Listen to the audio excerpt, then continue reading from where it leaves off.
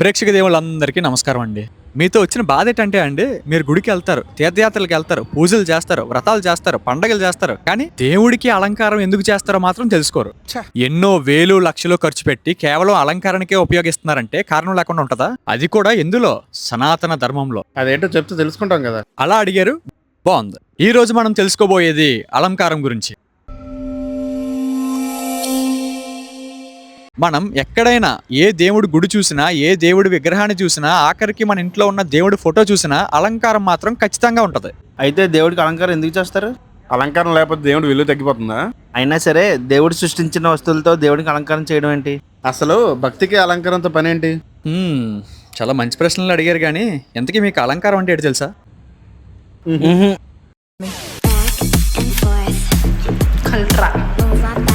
అలంకార అనేది సంస్కృత పదం.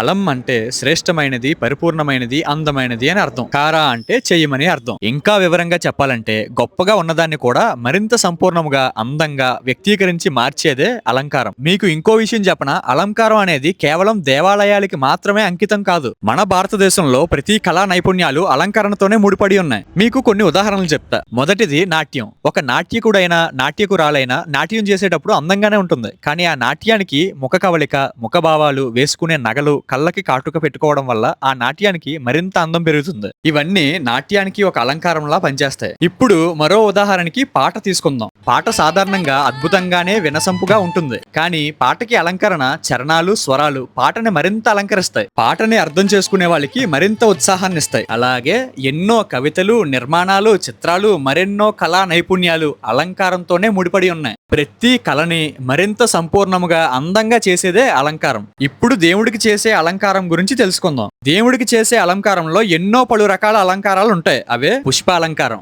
రత్నాలంకారం, సువర్ణ అలంకారం, వస్త్రాలంకారం, రాజాలంకారం, శృంగార అలంకారం, ఫల అలంకారం. ఇవి మాత్రమే కాకుండా ఋతువులు బట్టి కాలానుగుణంగా చేసే అలంకారాలు కూడా ఉన్నాయి. ఉదాహరణకి వసంత అలంకారం, చందనపు అలంకారం, దీప అలంకారం, ఇలా కాలానుసారంగా చేసే మరికొన్ని అలంకారాలు. అయితే అలంకారం అనేది సనాతన ధర్మంలో చాలా ముఖ్యమైన పాత్ర. ఎందుకంటే కొన్ని కోట్ల జనాలు భక్తులుగా ఆ దేవుడి దగ్గరికి వెళ్లి వాళ్ళ కష్టాలు, బాధలు చెప్పుకుంటారు. అలాగే కష్టాలు రాకుండా చూసుకోమని చెప్తారు. వాటిని ఎదుర్కొనే శక్తిని ఇమ్మని వేడుకుంటారు. అటువంటి నిరుత్సాహంతో ఉన్న భక్తులకి ధైర్యం నింపాలన్నా, భక్తుల కష్టాలన్నీ మర్చిపోయి ఆ దేవుడికి ఆకర్షింపబడాలన్నా, దేవుడి దర్శనం దొరికింది, ఇక దేవుడే చూసుకుంటాడు అనే తృప్తి చెందాలన్నా మనుషులకి దృష్టి, శ్రద్ధ, ఏకాగ్రత ఒకే చోట ఏకమవ్వాలి. అది కూడా భక్తులు దర్శనం చేసుకునే అతి తక్కువ సమయంలో భక్తులు పలు రకాల ఆలోచనలు, ఎన్నో రకాల బాధల్ని తప్పించి వాటిని దాటి వాళ్ళ దృష్టి, శ్రద్ధ, ఏకాగ్రత ఒక్క చోట ఏకం చేయాలి అంటే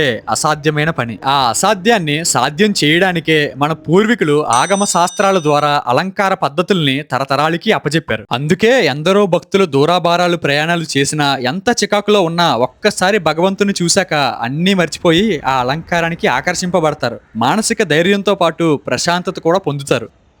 మీకు అనిపించవచ్చు అలంకారానికి ఎందరో భక్తుల్ని శాంతింపపరిచేంత శక్తి సామర్థ్యం ఉందా అని. కానీ మీరు తెలుసుకోవాల్సింది ఏంటంటే ఈ ప్రకృతిలో పురుడు పోసుకున్న ప్రతి మానవుడు ఈ సృష్టిలో, ఈ ప్రకృతిలో ఏర్పడిన వాటికే ఆకర్షింపబడతాడు. అలంకారం చేయకపోతే దేవుడి విలువేమీ తగ్గదు. కానీ అలంకారం చేయకపోతే ఒక మనిషికి దేవుడికి సేవ చేసుకునే అదృష్ట అవకాశం తప్పుతుంది. అలంకారం అనేది దేవుణ్ణి గొప్పగా చూపించడం కోసం కాదు, కష్టాలతో వచ్చిన భక్తులకి కన్నుల నిండుగా దర్శనమిచ్చే మానసిక తృప్తి కోసం. అలంకారానికి భక్తికి సంబంధం లేదు. కానీ భక్తులకి అలంకారంతో 100% సంబంధం ఉంది.